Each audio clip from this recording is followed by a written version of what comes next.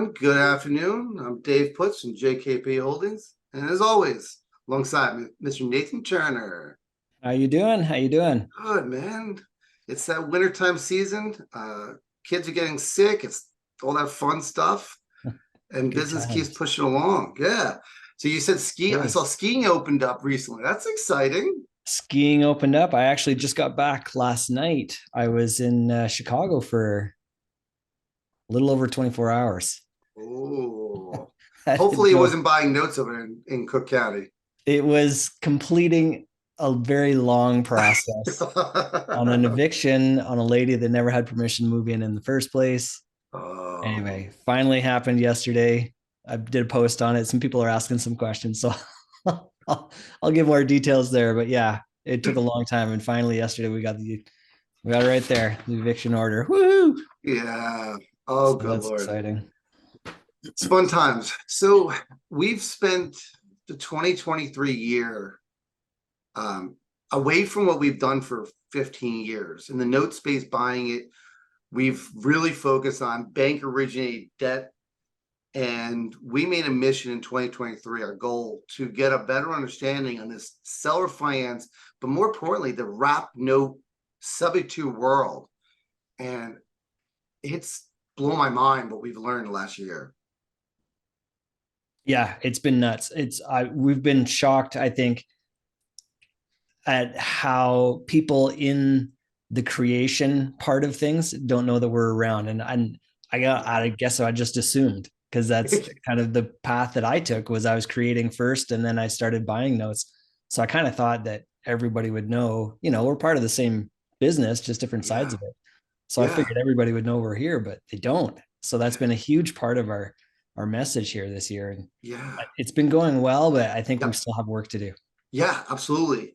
And we get into what we're going to be in 2024, but you're absolutely right. We've been on a mission to connect with all these people.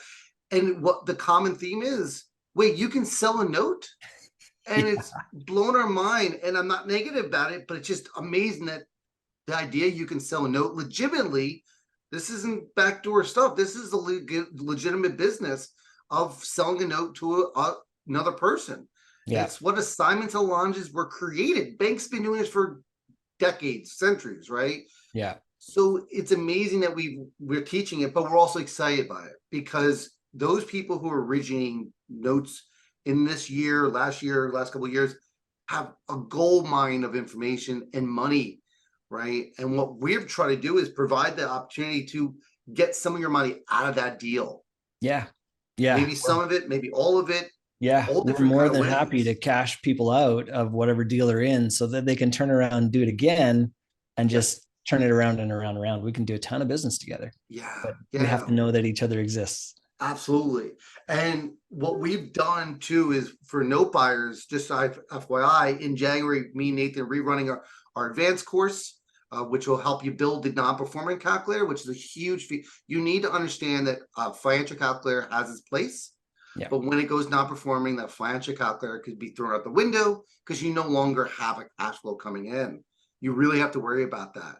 Yeah. Debt licenses, each state, all those kind of things come into play. And our advanced course talks about due diligence, building note, the non-performing calculator, and also how to filter and build your buy box so you can look legitimate in your business. Yes. Yeah, you have to know how to do it. There's both sides to this, and just because Yep. you bought a performing note does not mean it's going to perform forever.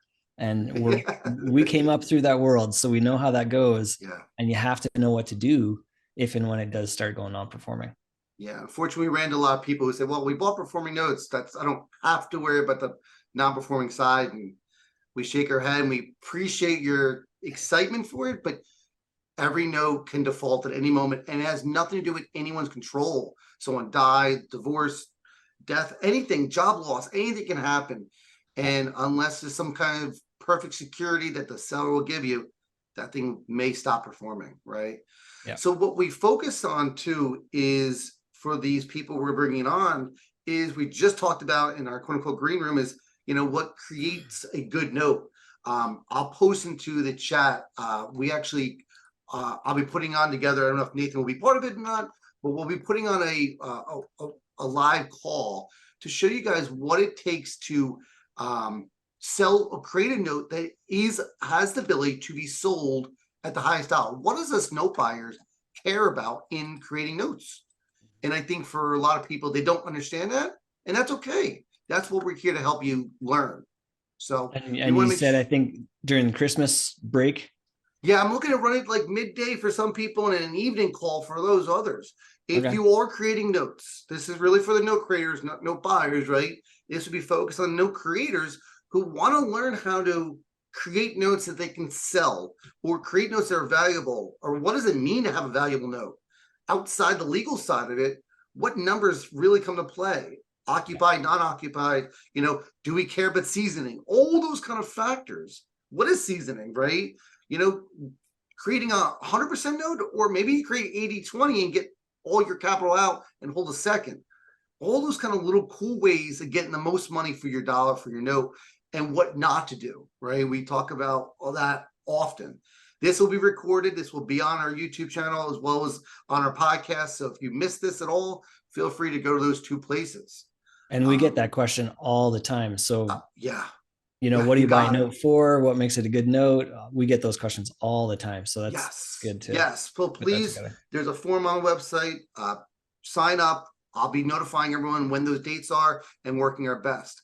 Before we bring our guests, we have one other thing we want to make sure we keep pushing out there. Coming back in early summer, we're all flying down to Nashville. We're having a big party. So Nathan, share a little bit about that for those who haven't heard us before. What's happening at the end of May? We were so pumped. So this 2023 was the first time that my wife and I put on the DME, Diversified Mortgage Expo, and we had a blast. It was a great conference. I think it was a good balance of fun and education, and it was just a really great time. We're gearing up, as well as it went. There's always room for improvement, and so we've made a few adjustments, a few tweaks, and we're looking forward to next year already. So it's May 31st, June 1st. Actually, tickets are live now. If people wanted to go get a ticket now and grab it, lock it in, right? Lock it in.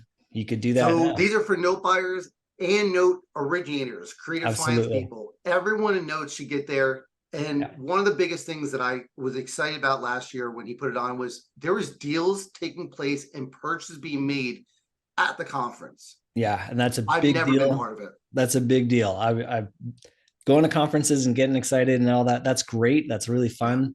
But if business isn't coming out of it, then to me, that's kind of been a bit of a waste of time. So that's been a big focus. Is we're there to get deals done. So come and note creators, note buyers, where both sides are there, so the money can exchange hands. So let's do it. Yeah, absolutely. Well, we've done enough of the talk. Let's bring in our special guests. We are good. I believe I have the names. I got the names backwards. I will fix that as we talk along. But I'll let you guys introduce yourself. Share. We'll start with Ken over there. Share a little about who you are. How'd you get into real estate? And just what are you doing now? That's a long-winded question you have there too. So I'll try to abbreviate that. My name is Ken Rossics. I am partner in Sub2Empire. So Sub2Empire.com is our main business right now. Jeff's the founder of that. He'll speak about that in a second. But so as you can tell from the title, we're about subject to is one of our favorite acquisition strategies. But we're really about creative financing, creative finance strategies on the acquisition side, as well as the disposition side, which is where you guys come in. So we thought this would be a nice partnership to talk about what we're doing on both sides of that. So but a little bit about me. So I've been investing in real estate for, I guess we're going into 2024. So 23 years now. 2001 is really when I kind of got into real estate just by happenstance. And I just kind of started acquiring properties. I worked a full-time job during that time. I was in charge, when I retired, I was in charge of human resources for school districts here. We're in the St. Louis metro area. Gotcha. And so I've been retired now for 5 years, and real estate let me do that. I retired at the age of 45, full pension, full benefits, all of that. And real estate was the reason I could do that. Nice. So I've just kind of ramped up the real estate investing. I'm kind of a serial entrepreneur. I have various other interests, health and wellness interests too, but the main focus is real estate. Over the years, I've done all kinds of things with real estate, just as many other real estate investors have. Buy and hold rentals, kind of straight rentals. We're down to 2 of those. We've kind of sold all those off. We're just down to a couple. We do fix and flips over the years. That's kind of what got me out of the job at, the 9 to 5 at age 45 was doing flips. And so now we're kind of just focused on helping other people achieve those things, right? That's my goal as part of Sub2Empire. We try to focus on the coaching. We do deals. You talked about note originators. We do that. We're private lenders. We're kind of trying to do a little specific niche and all those sorts of things. But that's just a little bit about us. And I've been doing creative stuff for, geez, I don't know, in notes and 15, 20 years now, probably. I actually owned property internationally with seller financing, right? Woo! Costa Rica, it's all seller financing deal. We're also buying property in Mexico right now, my wife and I, and it's, again, creative financing is doing that even in Mexico, even in Costa Rica. So I know this stuff works. Like Jeff and I know this stuff works, and so we're just here to help everybody achieve their dreams. This is awesome. Thank you so much, Ken. So Jeff, how did you get started with this whole world of real estate? Yeah, it's a funny thing. My name's Jeff Coffman, by the way, in case you can't read, in case you're challenged in the reading department. No, I started like a lot of people did way back. I was in the military. I was in the Marine Corps. Okay. And which, by the way, my hair is super long right now. Way longer than I think I've ever had it since I left the military. But no, I started reading the old Carlton sheets back in 1996, and up late one night, probably drank a little too much, and ordered the old Carlton sheets package, the no money down package. But I eventually I shelved that. I just thought, well, this is impossible. But it's one of those things that never really left my my conscience. And fast forward almost a couple of decades, I'm working a job that I can't stand. And in 2015, so I've been in this for almost 8 years now. In 2015, I purchased my very first.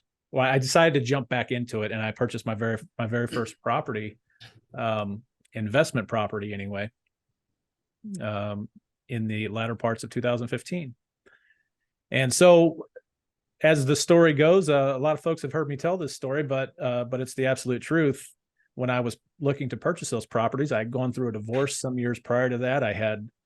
When I'm telling you I had $0 in savings, I had no savings. I just had a W-2 living paycheck to paycheck. Even though I made good money, I was still living pretty much paycheck to paycheck. I think like, a lot of W-2 people do. Sure. But I wanted to buy these properties, and I was like, how in the world am I going to, I go to a bank, I get a loan, I got to put 20% down. Where is this 20% going to come? So I'm freaking out. I go out and I put this property under contract, and I did have a coach at the time, but I was just in the beginning stages of that mentorship, and he kept talking, kept bringing up this idea of subject to. Now, buy it subject to. I didn't know. I didn't know the first thing about it, but I knew I had to move forward. So I ended up kind of wrap things up. Wrap this introduction up. I bought my first property subject to. I actually closed that property myself, because I couldn't find a title company that would close a subject to deal. So I actually closed that deal myself, made a ton of mistakes. And in that first year, I was still working a W-2, but in that first year, I was making 6 figures, or very close to it. I don't remember exactly what the salary was, but I do recall in that very first year, I nearly tripled my salary. So from my base salary through these creative deals, I nearly tripled my yearly salary. So, my wife thought I was going to be in jail. We went through this whole ordeal where, we thought quite possibly that we might do what we called a business divorce, just kind of separate assets. She literally thought I was going to jail. So that's how I got started. And then of course, just like Ken mentioned, I grew to love this business. And I love the creative financing aspect of it. I love being able to look at a deal. You know, anyone can buy a cash deal, but I think that really limits, or it can, if you really don't know what you're doing, it can limit your purchasing power. It can limit you to a very specific box. And for me, I just really, really love that whole idea of getting something in my hands across my desk that a lot of people just, maybe they couldn't do something with that, and turning that into a very profitable deal. And so that's what we do at Sub2Empire.